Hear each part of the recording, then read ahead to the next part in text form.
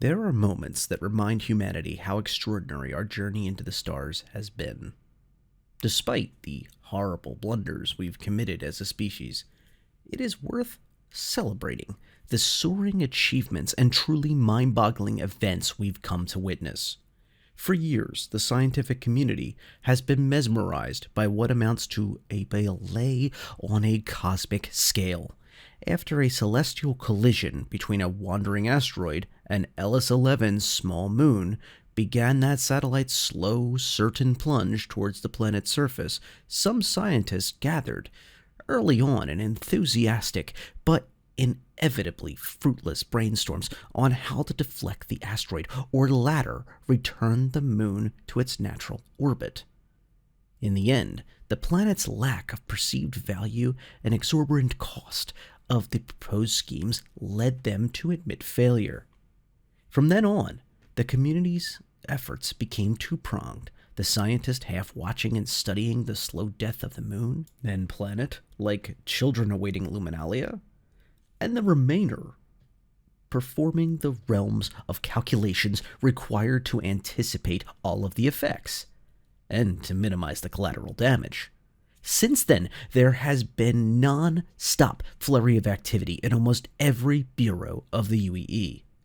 At the eye of the hurricane, Senator Clay Herron distinguished himself by spearheading the government's response, coordinating with the High Command to implement the safety protocols to protect Ellis's inhabitants from the potential debris which would fall on possibly the inhabited planets of Ellis, as well as folding in mining and scientific contracts to help offset clean-up costs. Plans were enacted, contracts were signed. Even Xi'an scientific committees appeared to watch this cosmic event unfold. All that was left was to wait. And wait the universe did. Finally, it happened. On 6/6/2943, at 3:11 set, the moon impacted the surface of Ellis 11. The silent explosion of celestial objects was beyond description. Due to the minimum distance parameters given to the media, the scene initially felt like another of the simulated images that have been saturating the spectrum for nearly 2 years since this was discovered. It took a few moments to realize that it was finally real, that this scene of cosmic destruction unfolding was indeed finally happening. The moon struck Ellis 11 at 16 degrees above the equator. Some analysts estimated that over 10 billion megatons of energy were released during the impact, 100 times the estimated impact of Xi'an asteroid on Earth in prehistoric times. The size of the impact actually moved Ellis 11 a fraction of a degree out of its orbit, even while the massive tectonic activity from the collision began to tear the planet. The planet's epitaph to the universe will be to leave a new asteroid belt, showing its epic demise. In the aftermath of the collision, the military began to escort scientific crews into the wake of the destruction. Fortunately, Ellis 10, the planet's closest astronomical neighbor, was on the other side of the system at the time of the collision. And Ellis 12's orbit is much more distant, so there is no significant perceived risk to either of its planetary siblings.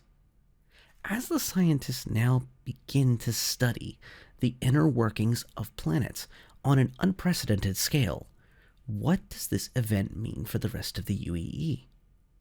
As far as the death of a planet goes, one couldn't ask for a better candidate. Ellis 11 was not an inhabited planet. There are no settlers to be relocated. The planet held little interest from mining or scientific communities.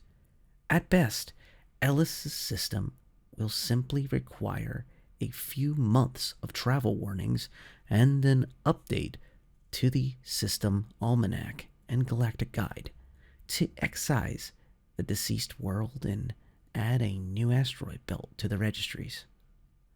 Although that's not entirely true.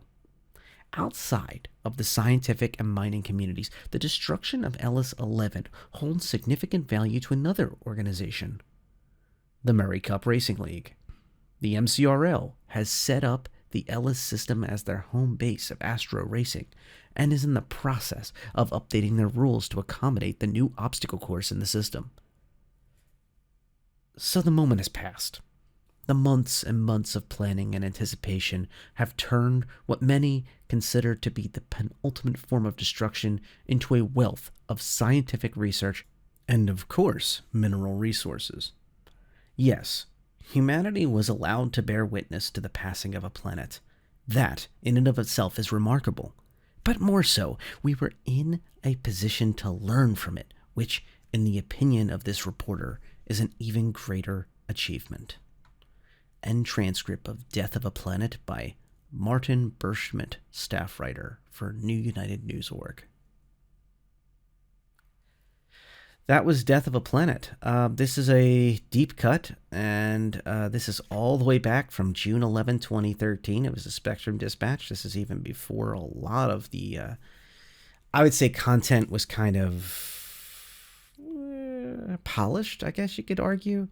Although I gotta love the kind of, I don't know, maybe it was just me, but I kind of tried to channel a little bit of the intros to the Twilight Zone episodes, which is one of my personal favorites, watching the old black and white ones on TV, because it was the only thing on when I was getting ready for school at 5 a.m. For many years.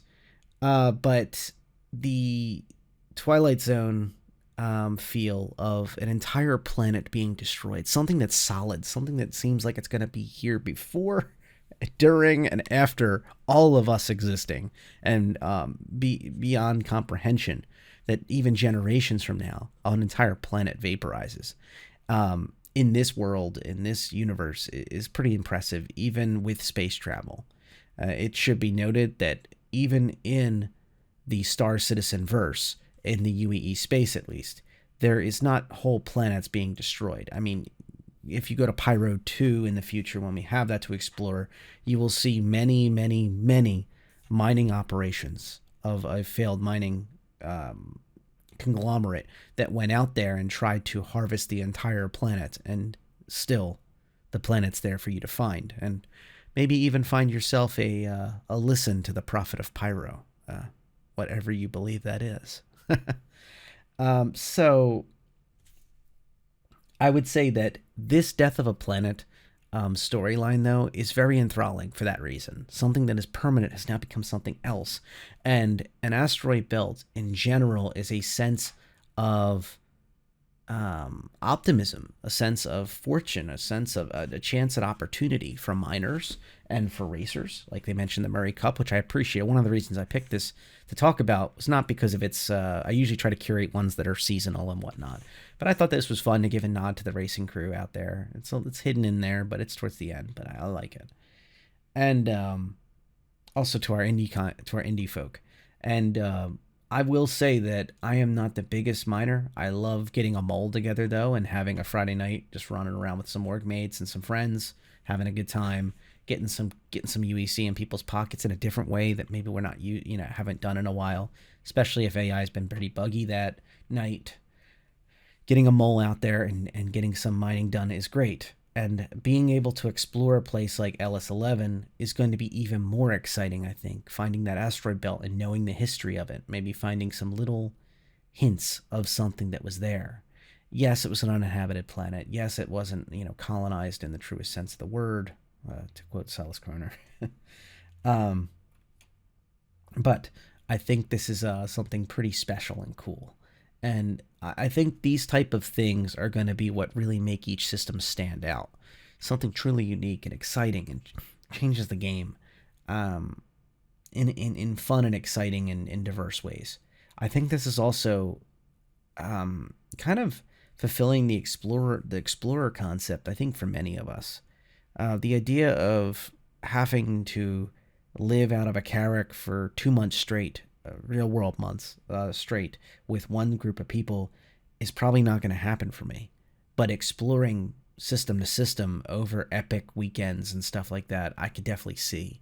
And these type of things, exploring in a developed but not quite hyper developed system that has some action. It's within UEE space, it's within the Empire, but still kind of a really naturally hazardous place, is very exciting for me to explore and then continue on to another destination. Even I think these type of exploring moments are going to be more realistically what you do day to day, unless you're absolutely hardcore. Don't get me wrong, I'm not saying to those out there who are, you know, I have personally met someone who has their entire fleet wrapped around their what they can fit inside their Odyssey, and exactly what ground vehicles and ships they intend to have supporting this said Odyssey. And they have a small group of friends. They all intend to go together. They're a French team. They all speak the same language, which is a good move for this type of situation. They're all close friends, and they're going to go across the worlds. I wish them nothing but luck. If you're that kind of person, I wish you nothing but luck. However, the vast majority of folks, when they talk about exploration, this is what they're talking about. They want to find something truly unique, something worth traveling to this system for. And it is maybe a multi-day adventure that they can log off and, you know, have something else in their life and then come back. Maybe schedule time together with some of their workmates, have a AI crew as well supporting them, use blades when necessary. And I think if it's done right, and there's enough of these little exciting places to see, maybe find some things, maybe relics of the past. You know, for example, I think of like a news media camera drone, or maybe a Reliant Mako that it snuck in beyond the media line. Would be a really, that it's now there as a derelict, and you can maybe find some data on there to sell, you know, from the big explosion. Like, I think that would be really cool if it lines up, of course, with when the Reliant Mako was made versus when this occurred. But that's an example to me of like the type of content that would be really fun to have to scan that down, go out there, find these little exciting things. And, you know, it's also about the just experiencing it. So I would say that that's kind of where I'm digging deep into this for, and that's why I chose it. As for the system itself, I don't really know much about Ellis until I actually read this.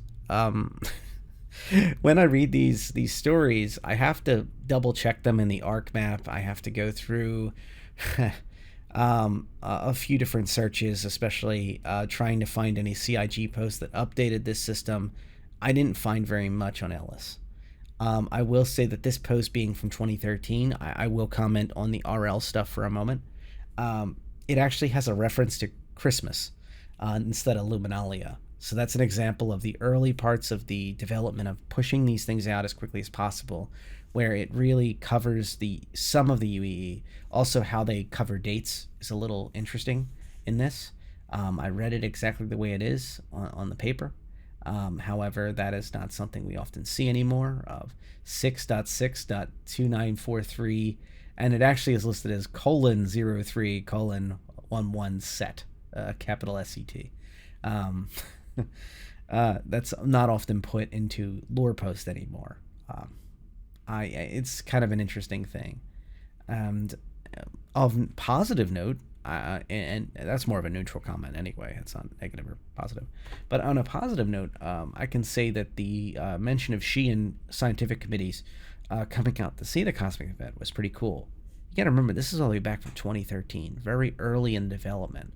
A lot of us in this point were just excited about seeing different stuff and trying to find out updates on the possibility of a hangar module that has more functionality. This was very, very early on. So that we have such developments with the alien races, the racing league, is pretty cool. I can say that obviously with the latest patch we're seeing, and the new race courses and such popping up around Stanton for ship races and a Grey Cat buggy racetrack, and of course the STV and everything. I'd be curious to see if there's going to be more open races and more dynamic things for players to create. In this story, it mentions about how the Murray Cup Racing League were making their own course and adding advisories about the New obstacle course in the system. Planet explodes. Time for a new obstacle course to race. It's like it's kind of an interesting way to look at things. I guess it makes sense if you found a place that was in a populated area, or I should say near a populated area, and suddenly a volcano went off that we didn't know about and it became dormant. I'm sure somebody would try to put a racetrack next to it. Maybe, I don't know.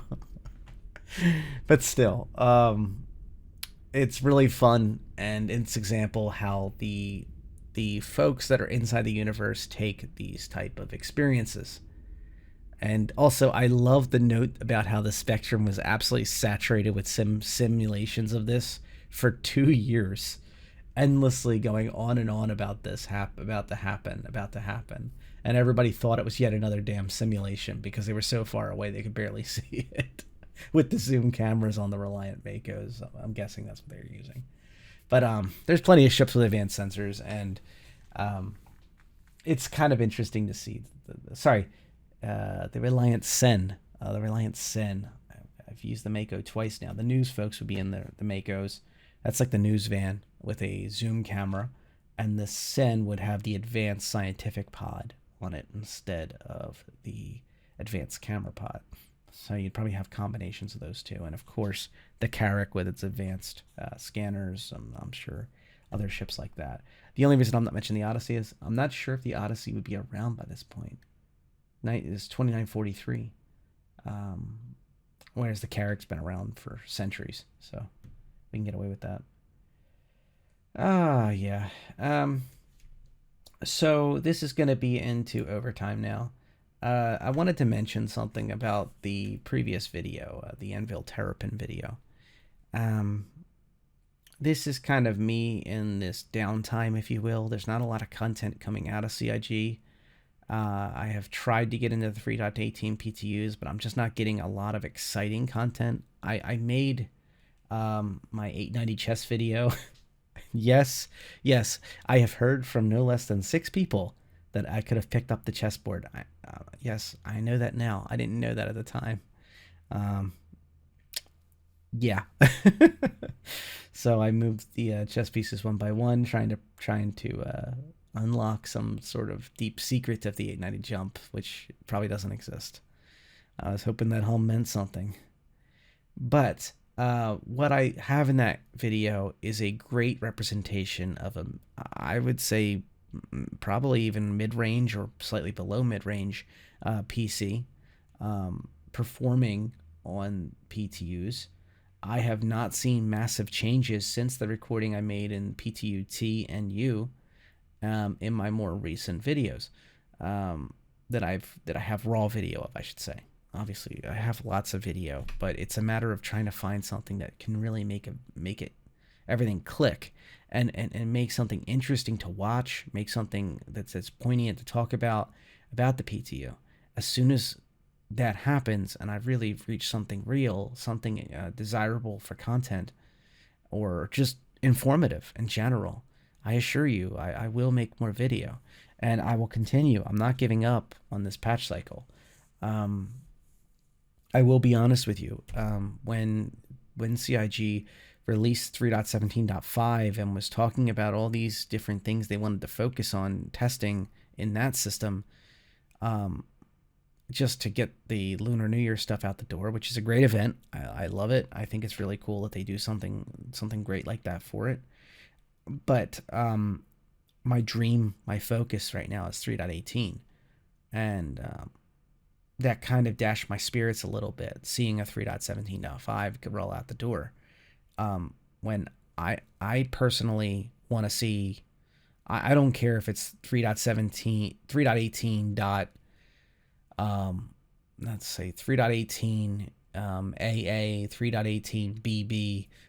It's kind of crazy how the patch cycles go when there's multiple letters, but that's where I want to be right now. I want to see deep into the patch cycle.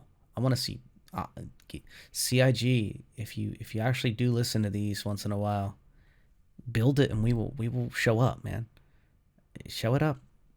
The guys and gals in the community, we will test it. We got your back. And I just, please release them. Release these builds. Let us test them and open the wave to wave 2. You know, if you want more people, I've had some people who have had their hopes dashed. They said they don't want to jump into being a subscriber just for the sake of being a an alpha tester in the PTU. And I get that this is still in development, and that's fine. That's why we're all here. So, yeah, my mind's in a couple different places tonight. I should probably edit some of this out. I'm not sure yet. I'll probably listen into it in the morning and see if it's worth rendering out or if it's a little too personal. I want to thank those who've stuck around, and I appreciate you folks. I make them seems like more and more for the community, less and less for myself, and that's not selfless in any way. I mean, there's some fun involved, and I'm having a good time, and there's certainly something I get out of these. But I'm glad to start seeing a little bit of a balance, if you know what I mean. So if you have a really great idea and you're just like, why isn't anybody making a content about this specific thing? Drop me a line. I'm always available in the comments section. I'm available on Discord, RedJ #0001. Believe it or not, I am extremely accessible, and I'm perfectly amenable. And if you're a fellow content creator, same deal. Drop me a line. I'm right here. All right, y'all. Fly safe.